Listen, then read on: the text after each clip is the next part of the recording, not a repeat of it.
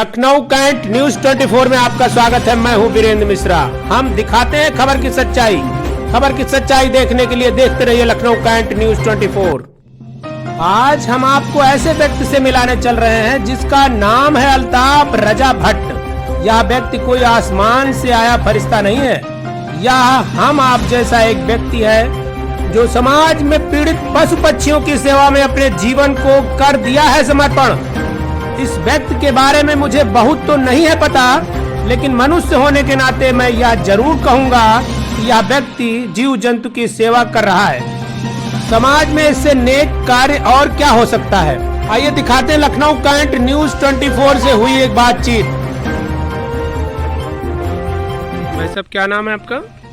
मेरा नाम मोहम्मद अल्ताफ भट्ट है जी। आप यहाँ कब से ये प्रोग्राम जो ये अपना बनाया है? ये आश्रम जी। ये आश्रम एक्चुअली अब तो इसके लगभग 2 साल हो गए, मगर मुझे लखनऊ में लगभग 6 साल हो गए। जी जी जी। कितने हैं, कितने जीव जंतु हैं यहाँ पर? लगभग 100-150 के करीब हैं, 200 भी हो जाते हैं। तो ये कहाँ से कैसे पाए आप इनको? एक्चुअली कुछ लोग तो यहाँ पर इनको छोड़ देते हैं। कुछ लोग जैसे किसी को जो एनिमल लवर्स होते हैं, पशु प्रेमी होते हैं जी जी, वो उनको अगर सड़क पे कोई मरा हुआ मिलता है, जख्मी मिलता है, जख्मी बच्चा मिलता है, या ऐसा लगता है कि अबेंडन है, छोड़ दिया गया है, तो उनको यहाँ पर जो है सेवा के लिए वो ले आते हैं। बट अभी हमारा कोई एनजीओ या ऑर्गेनाइजेशन नहीं है। हमारा एक सिंपल ये है कि भाई हम यहाँ पर सेवा करते हैं। हमने एक छोटा सा फंड रखा है, जैसे इनको हम सवेरे शाम रोटी और चावल खिलाते हैं, तो हमने 2000 रुपये रखा है हर महीने। क्योंकि मेरा तो ये मानना है कि खाली पशुओं को यहाँ पर रखने से उनकी जान नहीं बच सकती। जी जी जी। तो कहीं से फंडिंग आती है आपको कि आप खुद?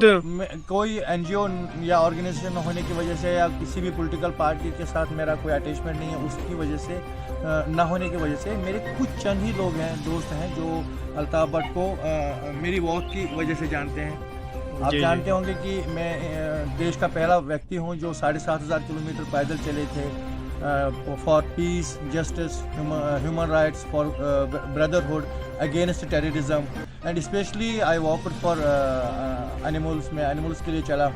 तो जो कुछ पहले मैंने वॉक किए थे वो मैंने ह्यूमन राइट्स के लिए किए थे, जस्टिस के लिए किए थे। बट मेरी एक अमेरिकन फ्रेंड हैं, उसने मुझे बताया कि अल्ताफ आप ये peace, justice, human rights, human beings के लिए कर रहे हैं, इंसान कभी नहीं समझेगी। जी जी। Do something for the animals. अभी आपने यहाँ कुछ गायों के बच्चों को भी रखा हुआ है। हाँ। तो ये कहाँ से, कैसे, क्या खरीद के लाए या इनको? देखिए, आप अगर देखेंगे कि लखनऊ में आपको हजारों की तादाद में रात को गायें सड़कों पे मिलती हैं, और उसमें सबसे ज्यादा आपको मिलेंगे बछड़ियाँ नहीं। जी जी। बछड़े इसलिए कि वो दूध नहीं देंगे। जी जी। और आपको वो गायें मिलेगी कि जो कमजोर हो चुकी होती है, जिन्होंने अपनी सर्विस दे चुकी होती है, एक परिवार को पाल दिया होता है। जी जी। तो उस तरह की गाय हम सड़कों पे देखते हैं, तो हम उठा के उनको यहाँ पर ले आते हैं। बट मेरी उतनी पॉसिबिलिटी नहीं है मेरे पास। खाली आप देखेंगे ये कुछ है। एक्चुअली होता क्या है कि यहाँ पर मोस्ट ऑफ द टाइम हमें चारे की जो है भूसा, देखिए आप, हमने अभी वहाँ पर 10 बोरियाँ मंगाई है। तो फाइनेंशियल इश्यूज होने की वजह से मैं ज़्यादा नहीं कर पाता हूँ। जी जी जी। और उसके लिए तो क्या सरकार के लिए आपने कभी अनुदान किए या किसी से कोई चर्चा किया? आपने क्षेत्रीय लोगों से, नेताओं से कभी कोई चर्चा की ऐसी? वेल, मैं ये कहूँगा कि मतलब मैंने इवन कुछ लेटर्स भी लिखी थी योगी जी को। इसलिए मैंने लिखी थी कि पर्सनली मैं उनकी एक चीज़ को बहुत पसंद करता हूँ, जो उनका पशु प्रेम है। जी जी। उनके लिए मैंने 1-2 बार उनको मेल भी किया था, मगर मेरी इतना समय नहीं है कि मैं वहाँ पर जाऊँ, क्योंकि मेरे पीछे यहाँ पर 200 बच्चे हैं जिनको मैं वन मैन मिशन। बच्चा मीन्स ये मेरे बच्चे ही हैं, मैं इनको बच्चा क्यों बोलता हूँ, मैं इनको नहीं बोलता हूँ, ये हमारे बच्चे हैं। जी जी। आप देखेंगे यहाँ पर एक बच्चा, ये कहाँ गया तारा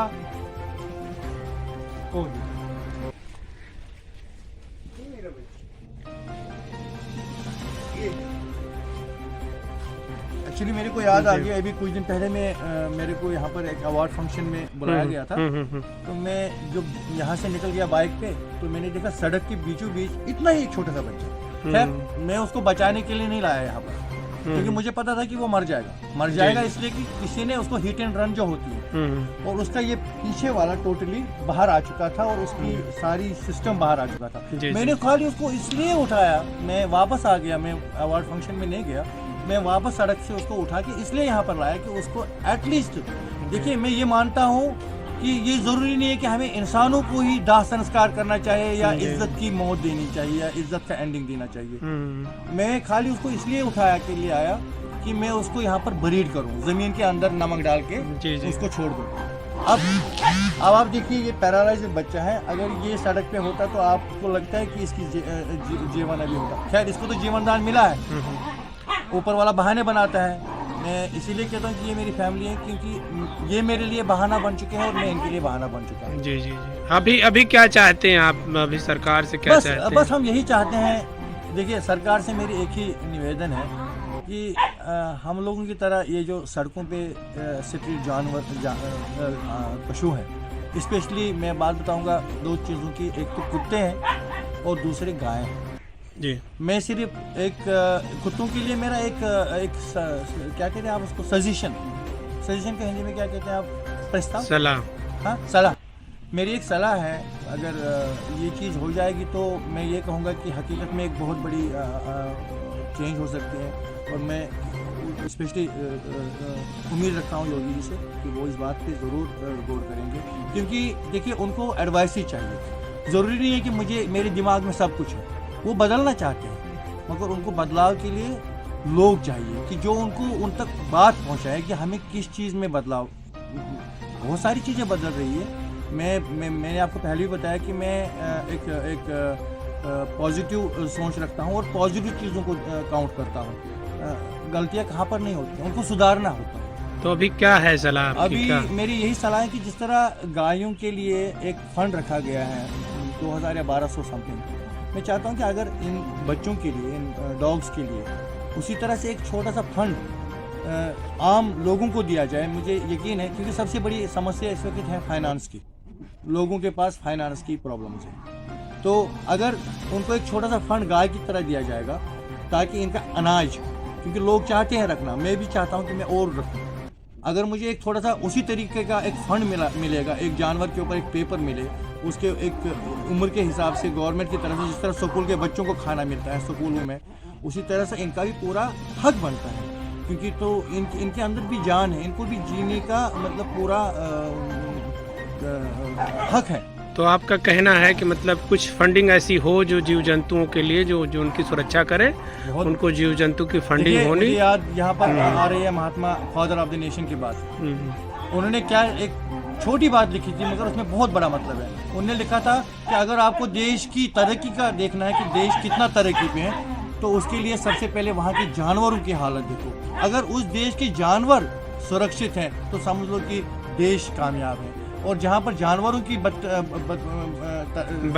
बदकारी होती है, इज्जत नहीं होती है, वहाँ वो देश कभी तरक्की नहीं कर सकते। कहते हैं ना कि कभी जानवर की बद्दुआ मत लो। आप देखिए कुरान, गीता, बाइबल कहीं पर भी नहीं लिखा है कि आप किसी भी मैं भी जीवों पर दया करो, अहिंसा परमो धर्म। पहले लिखा था मैंने कि कुरान में बाज़ाब्ता लिखा है कि किसी निहत्थे को मत मारो। ये निहत्था नहीं है क्या? हर एक जानवर निहत्था है और जानवर को, किसी भी चीज़ को, जीव को मारना ये किसी भी धर्म या कुरान या गीता में नहीं है। ठीक है भाई साहब, थैंक यू।